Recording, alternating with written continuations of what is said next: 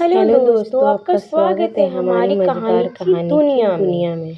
जब से शादी हुई थी मीरा के मन में ससुराल को लेकर हजार सवाल थे। कैसा होगा वह घर जहां उसे अब उम्र भर रहना है? कैसे होंगे लोग? कैसी होगी सासें? कैसे होंगे ननदें? क्या सोचेंगे मेरे बारे में?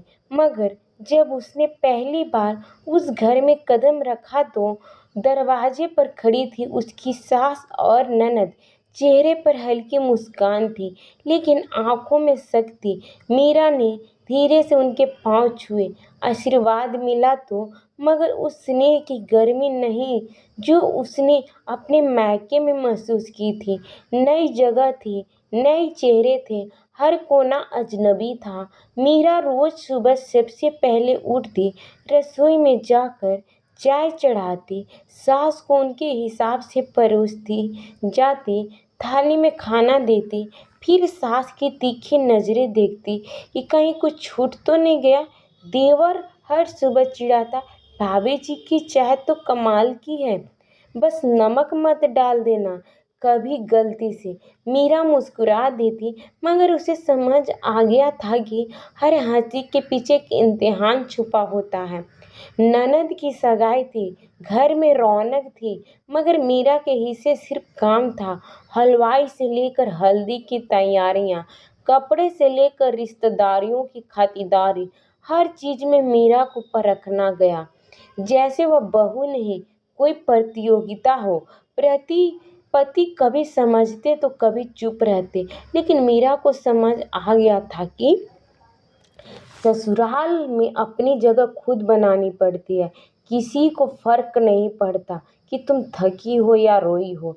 एक दिन सास ने तीखे स्वर में कह दिया, तुम्हारे मायके तो शायद ऐसे नहीं सिखाया गया होगा, मगर हमारे यहाँ घर की बहू ऐसे ही बैठती खाली। मीरा ने कुछ नहीं कहा। उस रात देर छत पर बैठी रही, आंखें टीकी रही। चांद जो मायके की छत से ज्यादा अपनापन लगता था, मगर वक्त के साथ साथ धीरे बदलने लगा। मीरा की बनाई मिठाई की तारीफ पहली बार ससुर ने की। देवर ने एक बार थाली खुद उठाकर रख दी। ननद ने शादी के बाद फोन पर कहा, भाभी आप नहीं होती तो मेरी शादी अधूरी रह जाती। और सास एक दिन मीरा बीमार पड़ी तो उन्होंने खुद खिचड़ी बना कर दी।